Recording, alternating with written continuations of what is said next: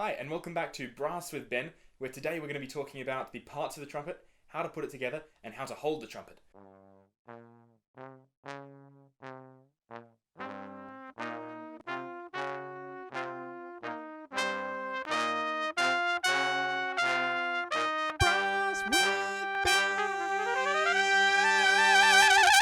So the trumpet will come in the case with two parts, the mouthpiece and the main body of the trumpet. The mouthpiece is just going to slot right in there into the mouthpiece receiver on the end of that lead pipe. That section just there. So we've got a few main parts of the trumpet. The bell, which is that big flary bit at the end, called the bell because it looks kind of like a bell, and if you flick it, sounds kind of like a bell. We've got the mouthpiece, which we've already talked about on the end.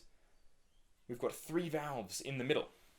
We call them first, second, and third valve. And they go up, they go down, and they direct air through the tubes of the trumpet.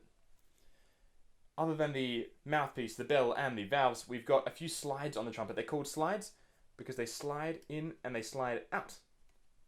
We've got this big one on the end closest to the bell called the tuning slide. The biggest slide on the trumpet moves very slowly. It can be a little bit difficult to move. We've got the third valve slide connected to the third valve, and every time we want to move this one, we want to make sure that we're pressing down that third valve, which is the valve closest to the bell.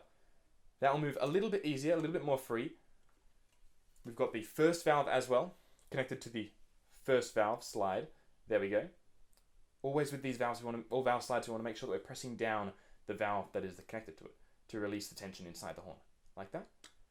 And we've got this fourth valve right here, which we don't really use while we're playing. We only use it for cleaning.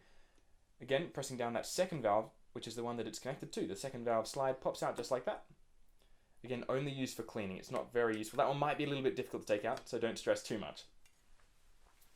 That's the trumpet as a whole. There's a few more parts, a little bit finicky.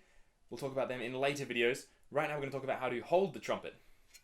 So we've got our left hand and a few rings. We've got a thumb ring right here, nearest to the mouthpiece.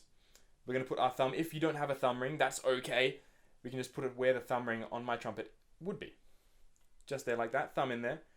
Our middle finger will go through the ring on the third valve slide, just like that. One finger on top, one finger underneath.